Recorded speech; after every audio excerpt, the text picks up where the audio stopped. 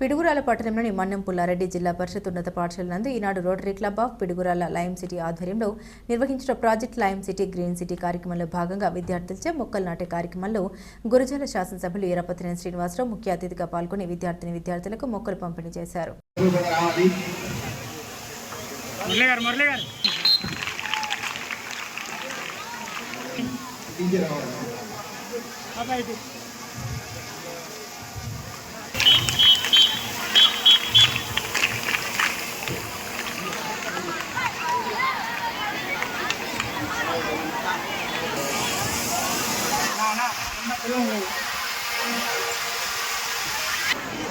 నలుగురితో చాలండి.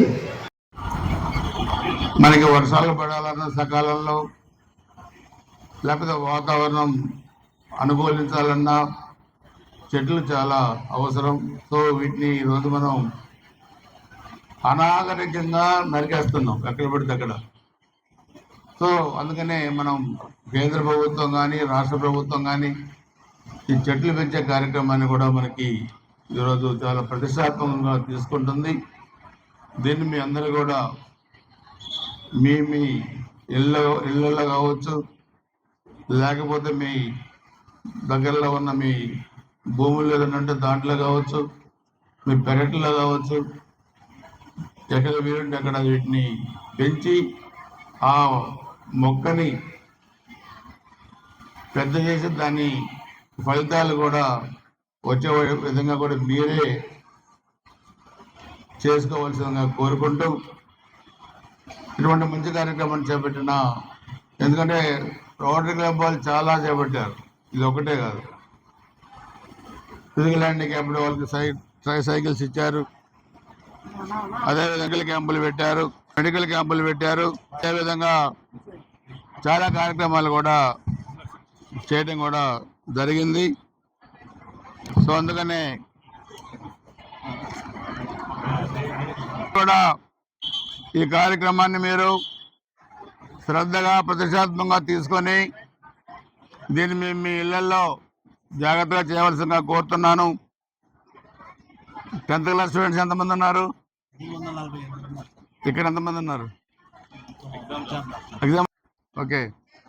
అదేవిధంగా 10th క్లాస్ స్టూడెంట్స్ కూడా మార్చిలో ఎగ్జామ్స్ ఉన్నాయి.